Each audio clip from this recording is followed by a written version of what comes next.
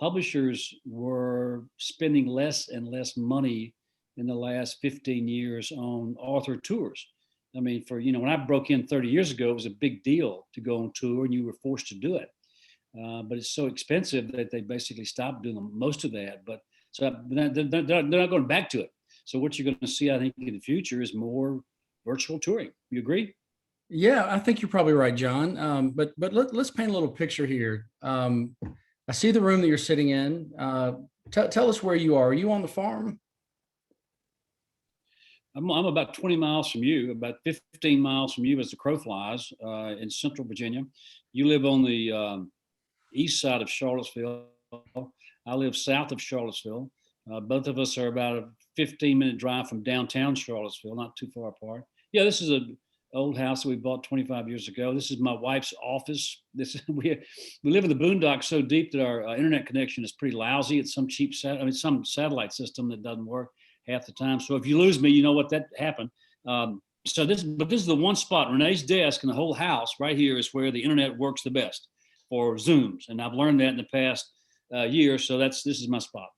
Well, what I love about this, and it's just so funny. I did this event with Patricia last night, and I had an email from the bookstore that hosted. It was Bookmarks in Winston-Salem. You may have been there. It's a great place. And they sort of broke down some of the demographics. We had people coming from 5, 6, 10 different states, some as far away as New Zealand. And I'm so tickled at this idea that you and I are sitting here 15, 20 miles apart, and people are tuning in from God knows where. I should have just come over to your house. We could just do this in front of a fire. Well, we can't do that because we're quarantined, right? We're distancing. We can't. We're on the farm in quarantine. But no, you're right. It makes you wonder, what it's going to be like. I'll be touring in April in a couple of months with the basketball book, and so we have not yet talked about a tour or where I'm going to go. And it's so easy to hit so many stores. And one thing I've really enjoyed is events like this, where you have another writer, someone that you and I may or may not have met. Writing is a pretty lonely profession. We don't collaborate. We don't hang out there. We live too far apart. And so writers are notoriously isolated and strange and all that kind of stuff anyway. But it's kind of nice meeting a lot of writers that you would not normally meet, even if you have to do it virtually. But to spend an hour, last year I did it with James Lee Burke, and I did it with Ian McEwan and a lot of other writers that I have not really met in person. I've done it virtually and look forward to meeting them in the future. So there's some good to come from it. Yep, I agree. Are you working on anything now? What are you writing?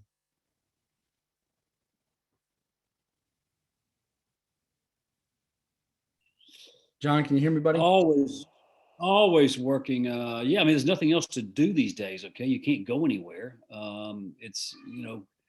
I've been in isolation for 30 years. I joke and tell people that it's not like I have a real job or a real office to go to and work with the team trying to do anything. We're writers. We work alone.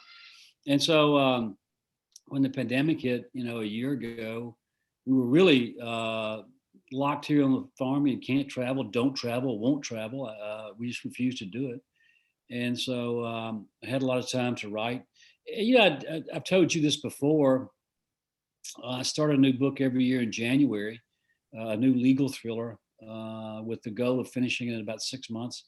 And so this is prime time for me. It's January, February, March are really productive months because the weather's bad. We've got snow on the ground now. It's not, days are short. You can't really do a whole lot, but even pre-COVID. So those 3 or 4 months there are very, very productive.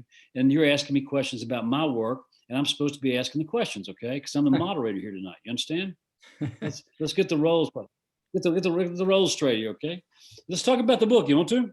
Yeah. Well, yeah. So let me put you on the spot real quickly. I know you had an advance copy, and normally by now I would have given you a hard copy at one of our lunches, but again, quarantine. So my question to put you on the spot is, have you actually read it? I never really know with you. You say all the nice things, but I'm not sure if you've actually read the book.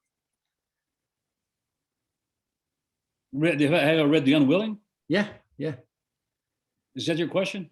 That is my Well, question. yeah, I don't do an interview, and I've done quite a few in the past 5 years. I don't do the interview unless I've read the book, and I'm prepared to talk about the book. And so that's, and I've been interviewed by some people, some other writers who had not read the book as they should have, and it's pretty, it's pretty obvious. And anyway, it takes something away from the interview. What's intimidating is to do an author event with somebody that you've always admired, like John Irving in Toronto a couple of years ago. And I had read, almost all of his books over the years, but I hadn't read the last 4 or 5. And those are the ones you want to talk about. So, you have to be, prepared and ready for it. You gave me the advanced reading copy of The Unwilling. The book was going to come out late last spring, I think. It got bumped because of COVID, and so it's. I've had the advanced reading copy for several months. Let's start with the title. There's a pretty strange story behind the title of the book. So titles, sometimes I know what they are at the beginning. Sometimes I don't figure it out until the end. This was one of those that I couldn't figure out. I love it when a title makes sense towards the end of the book, and it's kind of a snap of revelation when you actually understand what the title means. With The Last Child, for instance, my third novel, you don't really understand the meaning of the title until I think the second to last page. So, we have this buddy, Corbin Addison. He's a writer friend of ours and one of our lunch buddies. And when I got stuck on titles, I asked him for his advice. And, he's a very deep thinking guy. I think we'd both agree with that. And one of the tidbits that he offered to me was look to the poets. So, look to poetry, try to find the title. Now, he does some really lovely poetic titles. I don't know that my books lend themselves to that, but I figured, what the heck, I'm going to do a quick Google search on poems about war. And of course, the reason for that is that the book is set in 1972. It takes place in Charlotte, North Carolina, but it's in the shadow of the Vietnam War. We've got people that are coming home from the war, people that are afraid of going to war, all of the complicated elements of that time. And so in doing my search, I found this quote from an unknown soldier that spoke to me. And it goes something like this: "We, the unwilling, led by the unqualified, to kill the unfortunate, die for the ungrateful," which I thought was really powerful. It speaks a lot to I think the common sentiment of a lot of those troops. I have two main characters in the book, one of whom is a guy who spent 3 tours in Vietnam and was lauded as just an outstanding soldier until the very end, when he was dishonorably discharged and came home under a cloud. And the book is in large part homecoming. He's coming back to a family that's turned away from him. He's addicted to heroin. He's been to prison. He's running around with outlaw motorcycle gangs and dealing heroin. He's a really dangerous guy. But I like this idea of bringing the war home to a sleepy little city in the South like Charlotte. And the more I thought about that title, the more I realized there are so many characters in this book that are in fact unwilling to do the things that I've asked them to do. I could probably pick 5 if I had to, that are in some place in their life that they're not really crazy about. There's, there are people in prison that don't want to be there, people who are looking at the draft that don't want to face the draft, people who are about to lose their child to adulthood in war that don't care for that. And then there's my main character, Gibson French, Gibby, this 18-year-old kid who's trying to figure out what kind of man he's going to be as he leaves high school and really takes that first step. Is he going to be the man his father wants him to be, the man his dead brother would want him to be, the man this very dangerous brother would want him to be? And he's very pulled apart, by all of these father figures. So I don't think the title, The Unwilling, gives the real snap that some of my other titles do, like at the end of the book, where it just makes perfect sense. But I think it fits in many ways. And you may remember this. I came to you for advice on titles. We talk about titles a lot. It's one of the fun things that we do with our writers group. And you've had a lot of great luck with 2-word titles. I think we can all probably rattle off 20 of them if we thought about it. And so you said you like the 2-word title, and I think you gave it 9 stars out of 10, which was good enough for me to move forward. And the publishers loved it, and so I committed and never looked back.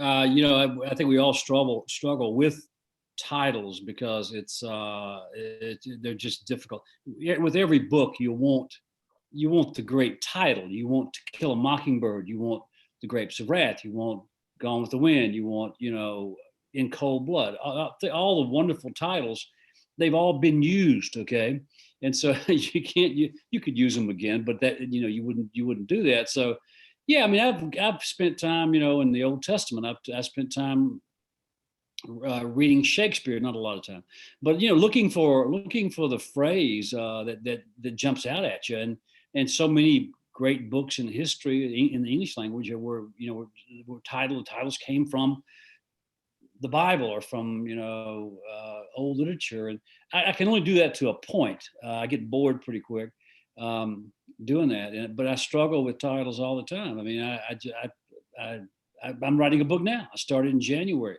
I don't know what the title's going to be. I'd love to have a great title right now. It makes life easier. We have that big box has been checked, and so now I'm already getting input from others about what the title might be. So it's a constant struggle.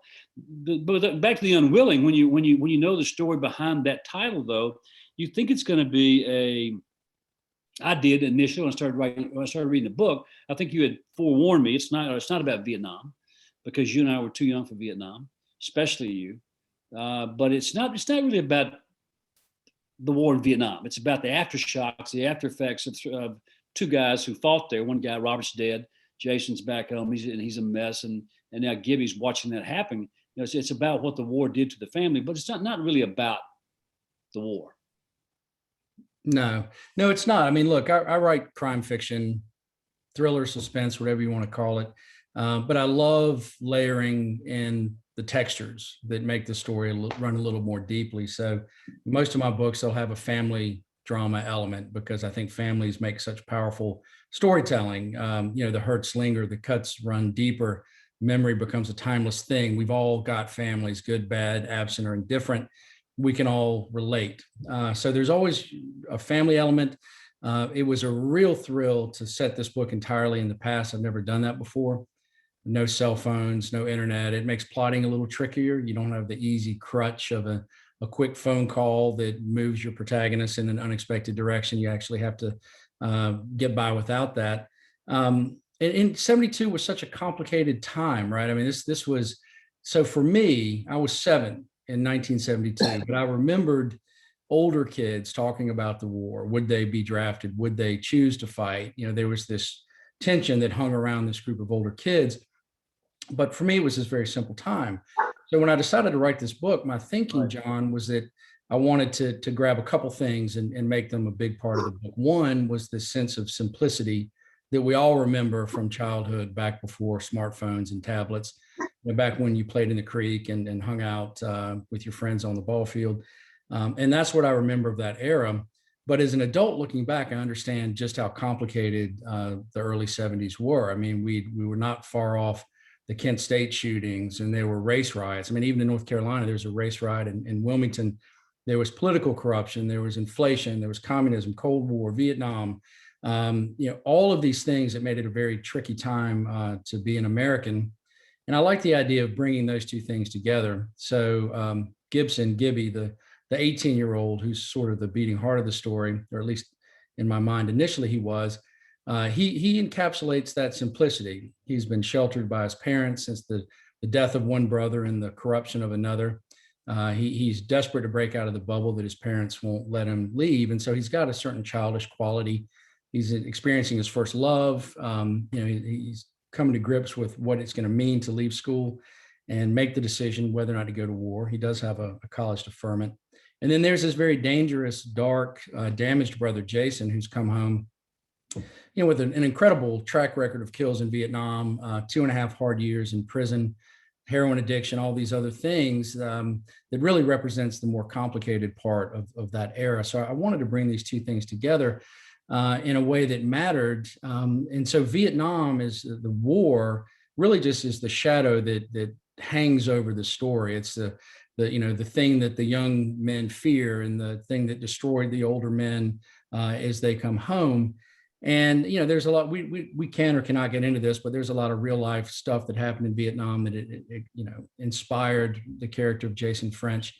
I love the idea of courage regardless of cost, and the misunderstandings that come from that.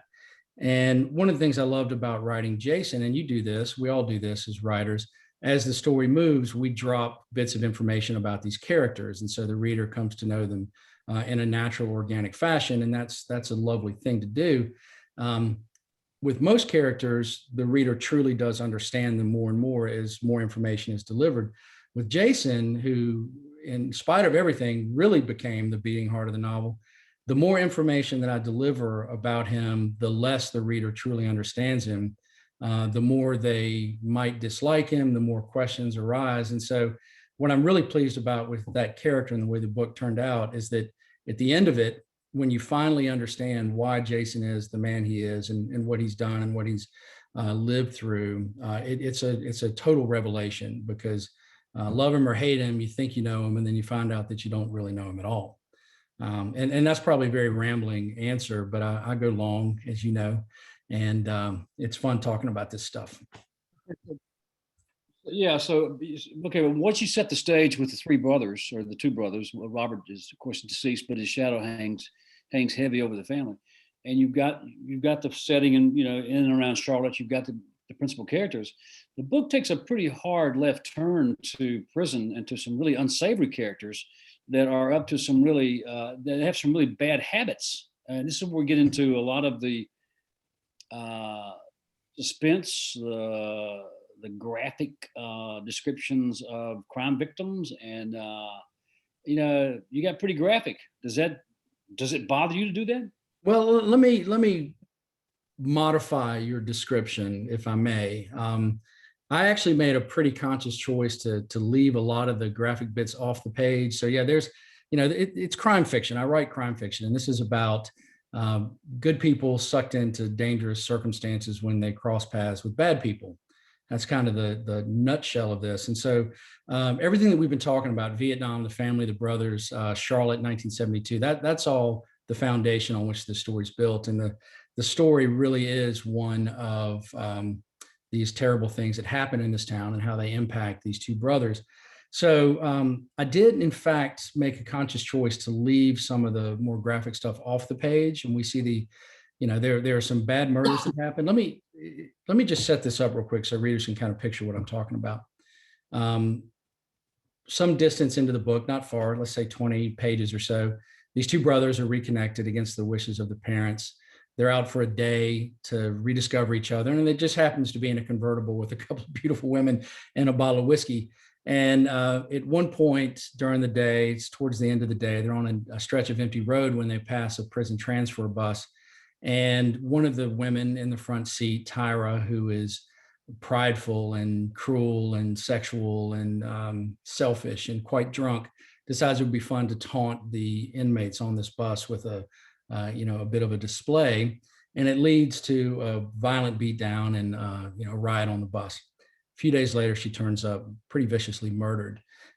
So yeah, I show her being abducted. I do not show how she's killed. I show what happens when the cops find her, and a lot of that is actually told through the eyes of a 14-year-old kid skipping school, who's the one who discovered the body. And that was a conscious decision to find some way to soften the impact of these things. Now, what I will take full ownership of, there is a very dangerous man in prison who wants Jason back inside for his own reasons. And that's a big part of the story. Why does he want Jason back inside? What happens when he gets into prison with this very dangerous guy who's got levers and strings and controls a lot of what happens there? They get into some pretty violent confrontations, just good prison violence. And I write that unflinchingly. I actually enjoy writing that stuff and making it believable, and so you feel it. But there is a line, and I've danced around on both sides of it, because crime fiction is gritty and it's real, and you have to face that. That doesn't mean you have to necessarily embrace it. So I have embraced it at times, and at other times I've not. And I feel like this time I did spare the reader some of the worst of it. And I'll get complaints regardless. Some readers will be upset that I did that. Others will thank me. So you finished this book, John, a year ago. Um, so you had plenty of time to write 2 or 3 more books since then, right? I mean, what are you working on? The Grisham schedule. When's the next book? The, When's the the next book? the the John Grisham schedule, man. It's the reason that I love you and want to punch you in the face all at the same time. Because in the time it takes me to write half a book, you do write 3, and I admire that and I respect that. But you never let me forget that either. So that's a bit of a rub. Um, Look, man, I'm banging away. I'm doing my thing. I'm writing a sequel to Redemption Road, which was my 5th novel out a few years ago. I'm pretty happy with it. I did face some setbacks. I spent about 2.5 months noodling with a sequel to The Unwilling because it was so fresh in my mind. But then I realized it was too fresh in my mind. I wasn't really ready to go there. Um, and ironically, this is a weird thing. The pandemic, the lockdown, what that should mean for a writer, and I know that this is what it means for you, is you write twice as much. It's been a bit of a distraction for me. It shouldn't be. I mean, my life hasn't changed. I'm still on the farm. I still go to my office. I still do my things. It's harder. There was a period in those first few months. It was very, very difficult for me to be passionate about the words on the page when it looked like the whole world was falling apart.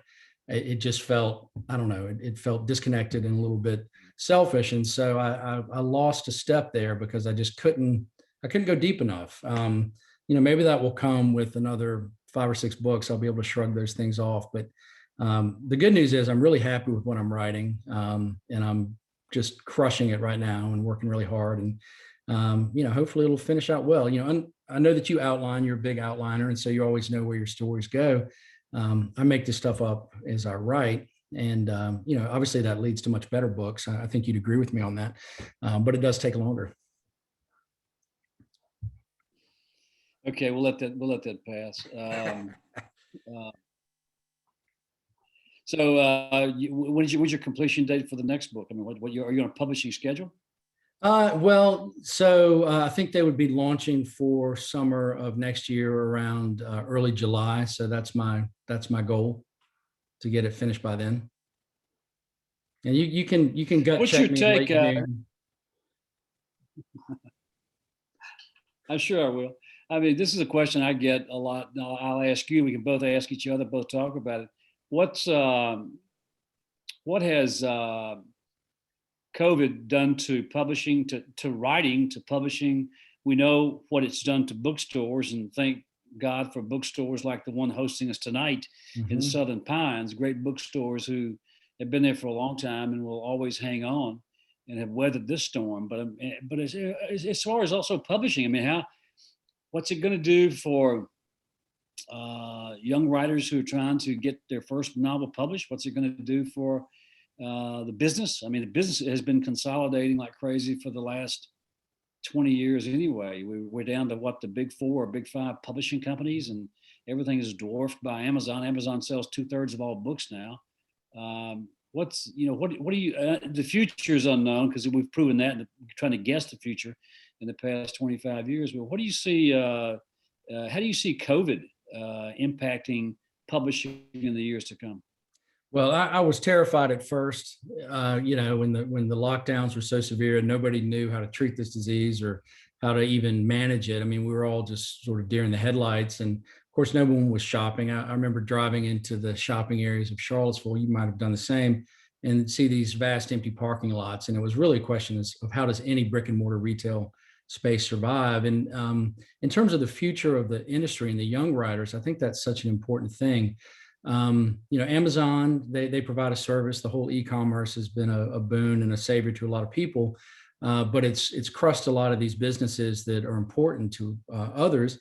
Brick and mortar independent bookstores, even Barnes and Noble, the big chains, Books A Million, they're feeling the pinch. So I think what's happening is this. I think publishing is surprisingly resilient. I think that the number of sales have not only stabilized but gone up a bit, and this is logical. We can't go to basketball games or movie theaters or bars or concerts. I mean, we've got, if you're not watching Netflix or talking to your family, what else are you going to do? I do think that there's a real long-term repercussion for the industry in terms of the young voices that need to come along and be nurtured. it seems to me that there's been a hardening of the fortifications around the really well-known authors that will sell. I mean, you certainly being, on the top of that pile. And I think I scoot in under the wire, and do okay, because I've, got, this is my 7th book and I've got some pretty loyal readers. But if you're at home and you're trying to figure out what to read and you're going to Amazon, you're going to go to the names that you know and that you can think of off the top of your head. It's not an easy thing to browse for a first time or a new one. And so that makes the job tougher for publishers. I mean, I think that this will all work out. What has been really remarkable is the resiliency of these brick and mortar stores, the Country Bookshop amongst them. I think that it's amazing how they've figured out new ways to reach customers and move books, which is important to both of us and of course to the stores. So, I mean, I'm hopeful that if we can get to a semblance of normal life in the not too distant future, that the bookstores will recover, as will, hopefully our favorite restaurants, and we probably have the same short list in town. But I do feel badly for these new writers, because it's dangerous business trying to build an audience in COVID times when you don't have a platform or a history. Have you heard the anecdotes out of New York about the flood of manuscripts being received by agents and publishers in the past 12 months, because people have plenty of time to write, and so they're writing the novel they've been putting off for 20 years? And I've heard several stories like that. So how would you quantify this flood? I mean, is it twice as many manuscripts, 10 times as many? Do you have any idea? I have no idea, because submitting, unlike it was when I started 30 years ago, you actually did submit a manuscript, a synopsis of the first 3 chapters or first 50 pages and a cover letter, and you actually sent that to an agent or a publisher in New York, and they would send it right back with a rejection letter. That's what it took to get published. Nowadays, although I'm not involved in that, but all submissions are to agents electronically, which is easier. Which being easier means it's going to be used more often by more people who should not be writing. But I think agents are just flooded before COVID, before the pandemic. They were flooded with submissions, and nowadays, so many people can self-publish. It's cheap to do. You publish your own book, and so you've got those things out there. So that's been a small change in publishing. But I'm like you. I'm very hopeful that these great bookstores can hang on, and most of them have, and they're learning how to do business differently, and maybe they'll learn a few tricks and prosper. So when we do get back to full-blown, retail with all the doors wide open, that they're leaner and more efficient and smarter. And we were adding independent bookstores a few each year for the past 15 or 20 years. More and more people opening bookstores. We lost so many thousands of bookstores in the 1990s when Borders went under, and so many great independents closed. But the independents were crawling back in the first part of this century, and then they will now. So I got off my butt about 5 years ago. I hadn't toured in 15 years, and had a conversation with Stephen King, and he said he was going to start touring some, and because he hadn't toured either, and we don't have to, so we don't want to. We get lazy, and we both agreed it was important for writers of all categories, writers at all levels, to get out there and support the local stores, get out and meet the readers, get out and do the interviews, get out and tour like we used to when we were struggling. And so that conversation was something that I heard, and I hit the road again 4 years ago with a book called Camino Island. And first time I went to 25 or 30 bookstores. Most of them were in North Carolina. I got all the stores in North Carolina. And I enjoyed it. I did public events and really met a lot of nice people, and plan to do more of that in the future, because the bookstores need it. The fans deserve it, and it's good for us to get out and meet some of the people who are making it happen for us. Well, and you do it well. You do it well. I've watched what you've done, and you'll go to these cities and you'll bring in really great authors, and you do the podcast and you get on stage. And, I was lucky enough to be part of that in Charlotte. It's a lot of fun. But let me ask you this, because I think the folks here want to hear more about writing and books than anything else. And I know the story here, but I suspect people are curious. Your new book is Sully. That's not a normal John Grisham title. Yeah. Can you give me the elevator speech on Sully? Yeah. You're exactly right. It's a terrible title.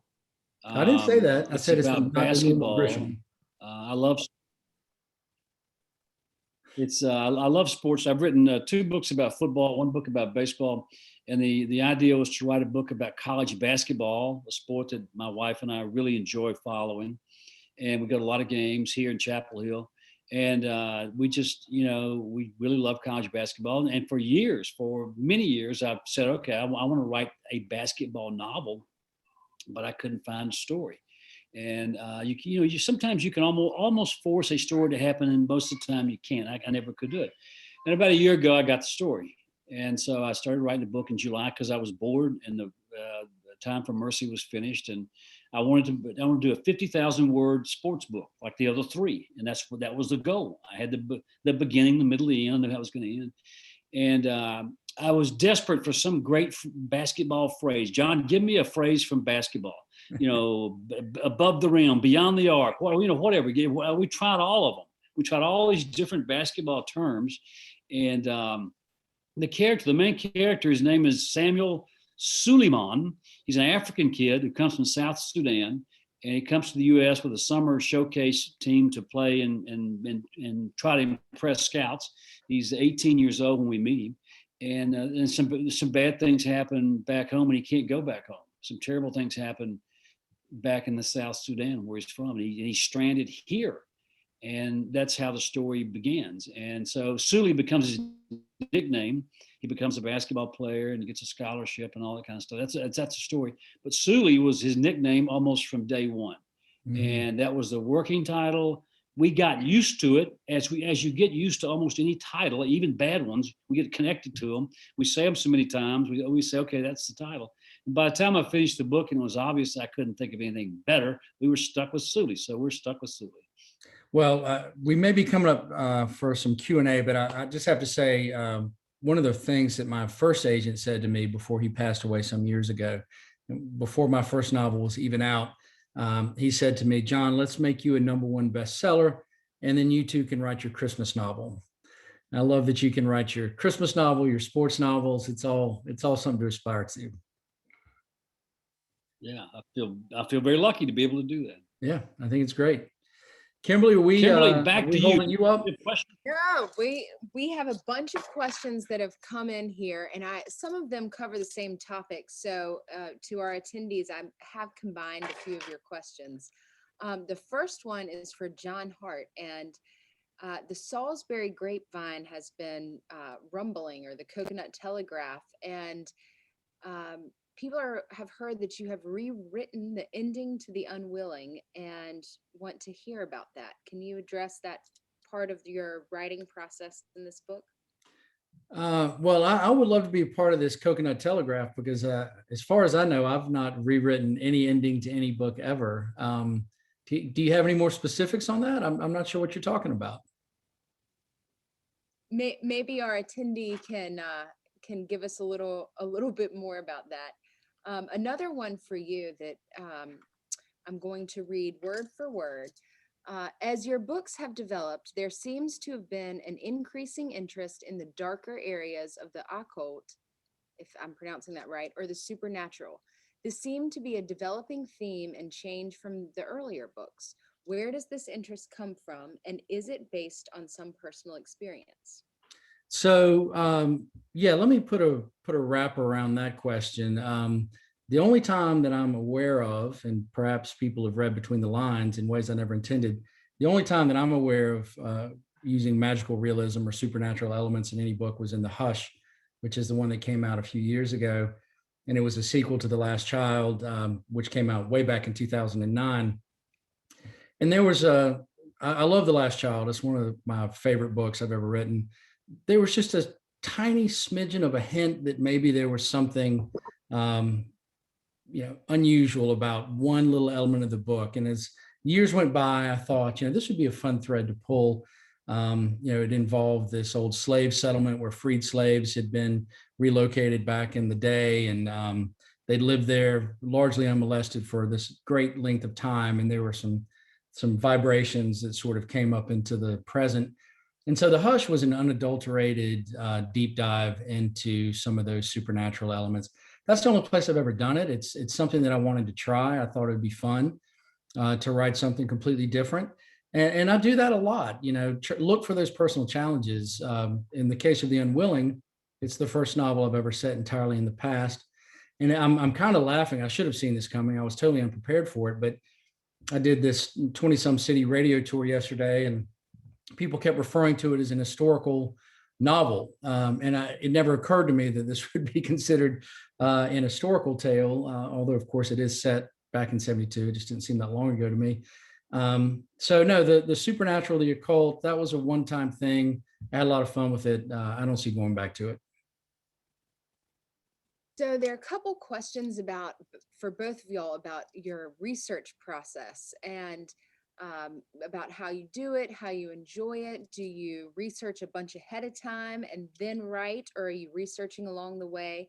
And then there is a question that focuses specifically on the prison aspect of your research, since both of y'all feature characters who have spent time in prison.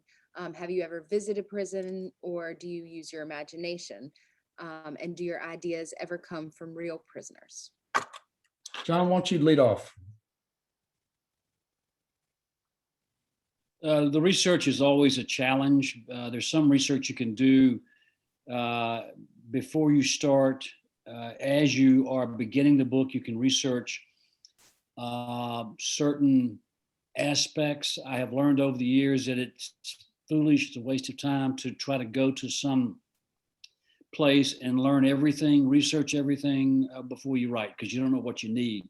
It's much more efficient to do the first draft and then go to some place, wherever you need to go, London or South Texas or wherever the story takes place or the subplot takes place, with a checklist of what you need to see. And nowadays with the internet, the research is so much easier. Used to, I had to plow through travel reference books to find a certain hotel in London. Okay, well, now it takes about 10 seconds to find one with the internet. So that much is easier. As far as the fun research, and most research is not a lot of fun, especially for me, the legal research is very tedious. I don't like to do it. I never did like to do it, even when I was a lawyer or a law student. And I'll pay some second-year law student at UVA to do the heavy lifting for me there. And these kids are really smart, and they write these beautiful memos. The research I enjoy, I've been to death row in like 7 states. I've talked to inmates on death row. I've been to a lot of prisons, federal, really cushy federal prisons, and very, very harsh. Parchment in Mississippi is the worst place in the world. I've been there many times. Angola and Louisiana. So I've been to a number of prisons doing that type of research. And again, to death row in half a dozen, 6 or 7 different states to see how they handle death row, how they handle executions. I've talked to the executioners, the guards, the inmates, the families, the victim. That research is fascinating, and I don't mind doing that. I'm getting lazier as I get older. I'd rather just create something fictional than go research it. Mark Twain said he once moved an entire state and nobody ever knew the difference. Okay, it was easy to do. So that's what I do a lot of times. I just move things around and fictionalize them, and that's the way I conduct a lot of my research these days. Yeah. So my 2 cents on this is not dissimilar from the last thing you said, John. I'm pretty comfortable taking some license with things. I'll give you, for instance, the book, like I said, is set in Charlotte in 1972. Now, Charlotte had some problems in 1972. I mean, it had some dangerous areas. It had some pretty serious crime. There were outlaw motorcycle gangs moving in. I did enough research to understand that. But I needed it to be twice as big and twice as dark and twice as scary. And so that's the way I wrote it. And I don't feel bad about it. I've written 2 books now with a completely made up county that never existed in North Carolina, never will exist in North Carolina. Perfectly happy to do that again. To something John said earlier, I really enjoy the research that's fun and that comes along unexpectedly. I don't like the research. It's too much like a job, and writing fiction is the exact opposite for me. In fact, it's one of the reasons I love fiction, because people can say I dislike it or I love it or anything in between, but they can't really say you're doing it wrong. That was different setting a book in the past. I mean, there were things I had to get right. I mean, what were the politics? What were the upheavals? What was going on in the war? I mean, what movies were in the theaters? What are people listening on the radio? What did a new car cost? I mean, these things were kind of important, to feather into the book. What was the world record for high diving in 1972? I mean, that seems like a silly thing, but it's relevant to the story. And John's right, and the internet makes it all just an absolute cakewalk. I've been to prisons, not as much as John. I've never served time in prison. I think John served a couple years. So he probably knows prisons better than I do. But when I was a lawyer, law student, I was in and out of prisons enough. And the beauty of writing fiction is that readers are generally intuitive and pretty smart. So all you really need to do, at least for the story's sake, is to give them enough to fill in the blanks themselves. I mean, you use a few deft strokes of words, and they can feel the sweat on the concrete, in the basement of the prison. I mean, you don't have to get specific. And here's a last instance of liberty that I took because it fit the story and I wanted to take it. I talk about the electric chair in the Unwilling. That's a big sort of thing out in the future that some of these characters are feeling. It's a very rapid approach. North Carolina is not an electric chair state. It never has been. But for me, I just like the feel of that for the story. So I think it's important that I knew that it was not part of North Carolina, but it was also important that I can cast that aside and not fret about it too much. And that's just the gift of storytelling. I mean, I think it's something that we're allowed to do. And if somebody says you're not allowed to do it, then I'm just going to take the privilege. We have a lot of questions about criminal cases and legality. So I'm going to hit y'all with a flood and to choose to answer as you will. Have you ever written a book about a wrongfully convicted person who later was exonerated after you wrote them?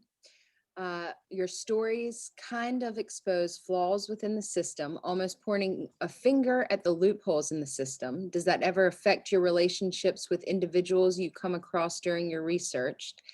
And have you used actual or thinly disguised specifics of your own criminal cases in your book? And there's several more having to do with your legal history and how you weave that into your fiction for both of you. That definitely sounds like a Grisham question. I practiced law for only 10 years in Mississippi, and I had a lot of criminal cases, a lot of court-appointed criminal cases, because that was kind of where I was in life. I volunteered for many of those because I wanted to be in the courtroom. I fancied myself as an up-and-coming trial lawyer. I just didn't have enough big cases. I had a lot of clients who went to prison. I had 2 murder trials that I tried by myself within 3 years of finishing law school. I mean, I was in the courtroom a lot and got a lot of experience. And so, yeah, over the years, I've used bits and pieces of what I saw and did and heard in the courtroom now almost 40 years ago. And so I'll still think of something I saw or heard or a case. I've never taken the exact case, and I would never do that because I had a client that, that I had back then. As far as the wrongful conviction cases, yeah, I mean, I have one book of nonfiction. It's called The Innocent Man. It was a story about several wrongful convictions in the same town in Oklahoma back in the 1980s. And I talk about 2 murders. 4 men were convicted. 2 were exonerated by DNA. 1 has been released. The 3rd one, Tommy Ward, is still in prison 36 years later, and we can't get him out. So yeah, I've written about real cases. I've also written in novels some fictionalized cases that I've read about over the years. Take a few facts. Some of these cases are so fascinating you can't ignore them, and they make for great reading. So, and I will continue to do that. I've said many times, every wrongful conviction case is its own book because the stories are too great, but they're too sad, they're too heartbreaking. There's so much injustice and grief and waste. But the stories are, from a storytelling point of view, they're irresistible. And so I've been there. I've been to that well many times, and I'm sure I'll go back. There are about 5 questions asking about a sequel to The Hush. Interesting. Well, let me weigh in on 2 quick things first. There are probably 2 people out there, maybe a few more, that are going to go as soon as this is over, and they're going to start Googling whether John Grisham ever did time. Let me save you the research effort. John never served time in prison. I was poking at my friend. So don't Google that. That will just end in frustration. And there was one instance that really stuck with me, something from my time in the law that I used in a book, because it was just, you couldn't make it up, and I would have never known it otherwise. But one of my first times in the local jail, going to meet clients, kind of back with the corrections officers, no authority figures around, they were all laughing about this story about this despondent young guy who was so torn up about being incarcerated that he tried to kill himself by chugging cleaning fluid, and didn't realize that for that very reason, all their cleaning supplies were non-toxic. And so, he peed green for a week, but he was just fine. So there are all kinds of little things that come out of time in those places, and talking to those people, that if you don't see it, if you're not around that world, it's almost just too much to believe. I love that there are 5 questions about a sequel to The Hush. This is the book I was talking about earlier that, has a little bit of magical realism, a little bit of the supernatural. Those characters, without going into details, I'll say that I love those characters with an abiding passion. I think about them all the time. I don't ever want to say never. I think my publishers were rocked back on their heels a little bit by this decision to write a book with these elements. They stepped up, they published it well. I'm not sure that I have enough goodwill in the world right now to sort of break from the thing that has been working for me really well, which is writing this kind of reality-based Southern Gothic crime fiction. And frankly, I really enjoy that. So I will never say never. I do think about those books a lot. I do think I will write one eventually. But at the moment, I'm really trying to stick with what I've done for the most part, which is stuff like Unwilling. So the next combination of questions has to do with movies. In Matthew McConaughey's memoir, he talks about the reason why Woody Harrelson did not get the job.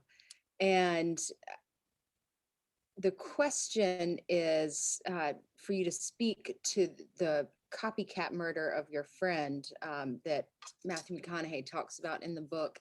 And for John Hart, the question is, what have you been approached for movie production, and will we be seeing your books on the screen?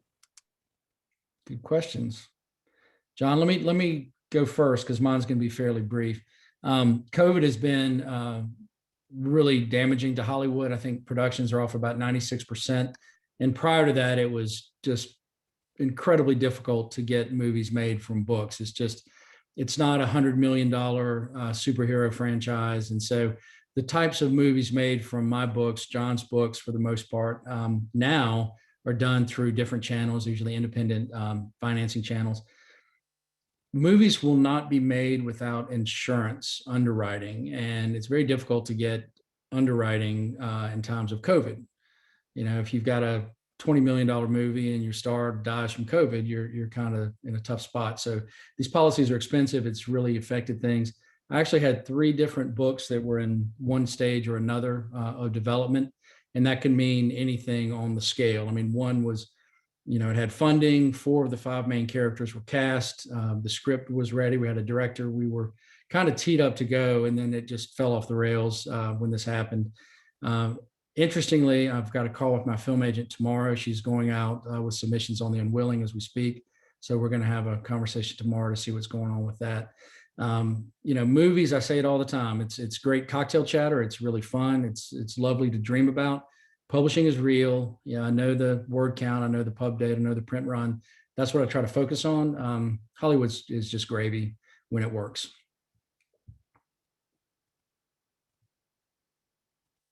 Yeah, I've not had a movie made in almost 20 years. If you look at the early success of almost 30 years ago, those early books and early movies were all successful and everybody made money. And for some reason, that model doesn't work anymore. It stopped working 20 years ago. 20 years ago, the studios in Hollywood stopped making smart adult dramas for $100 million. They were making money doing that, but they decided to spend all their money making much bigger films. And now they make, it's all cartoons. And so all the money and talent has gone to television.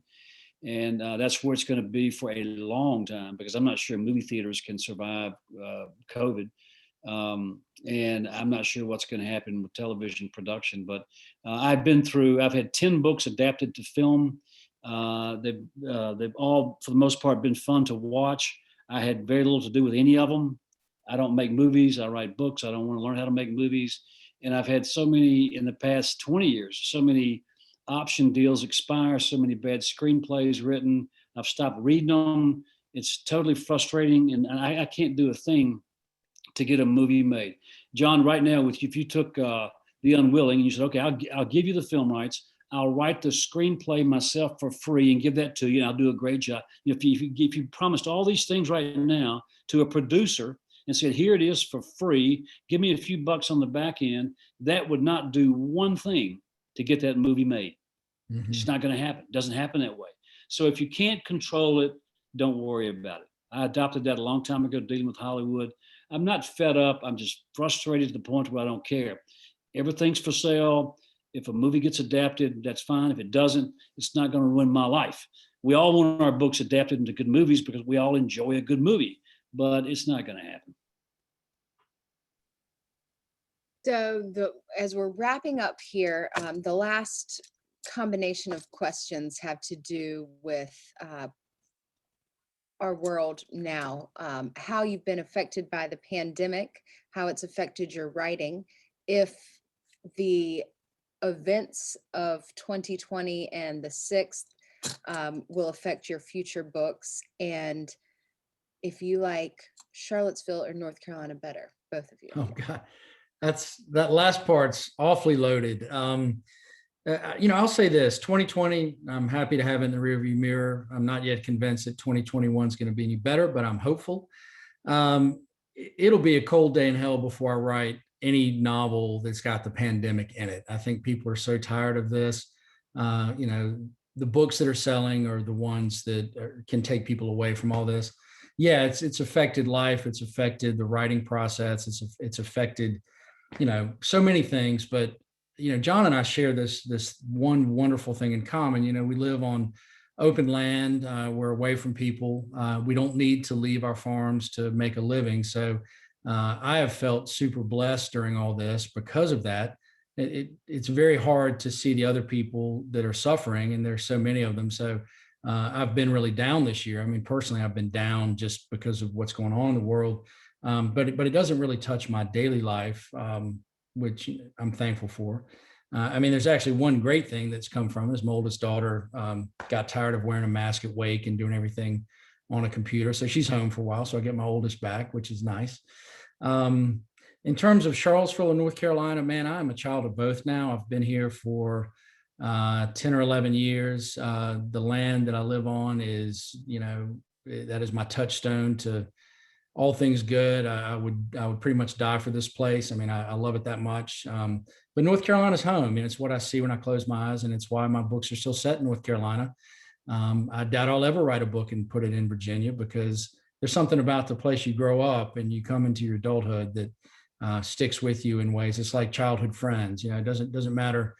John and I could know each other for another 30 years, and but he's never going to be the kid I knew when I was 14 years old.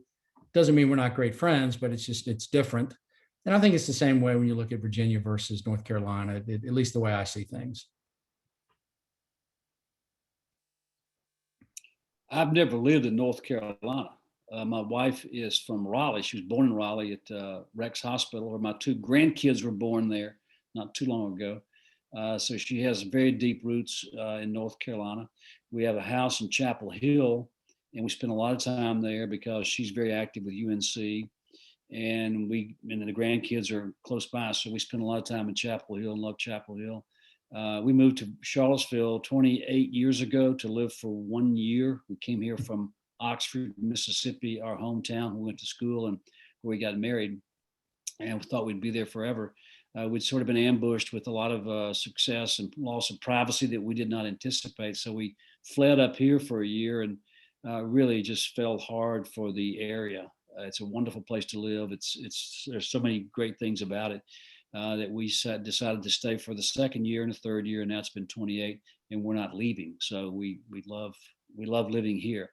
As far as 2020, I'm not going to write about the pandemic. That's not what I write about. I don't write about science and science fiction. Although there's a flood of those books coming. Don't worry. You're about to see the bookshelves filled with all types of plague and COVID and pandemic books.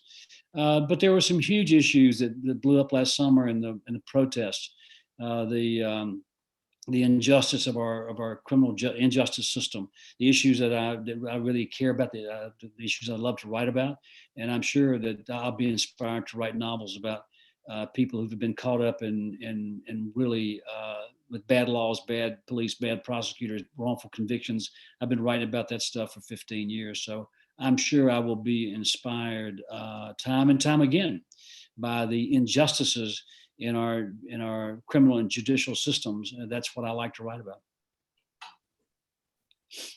Well, I want to thank you both for your time and for also your support of the Country Bookshop. I want to thank all of our participants for being a part of this virtual gathering. And please come check us out in Southern Pines. Check us out virtually. You can pre-order Grisham's upcoming book. You can also get more copies of The Unwilling or any of these gentlemen's books on our website. So thank you again. And we will be emailing all attendees a recording of the video. So thank y'all. Thank you, John. Thank you, Kimberly.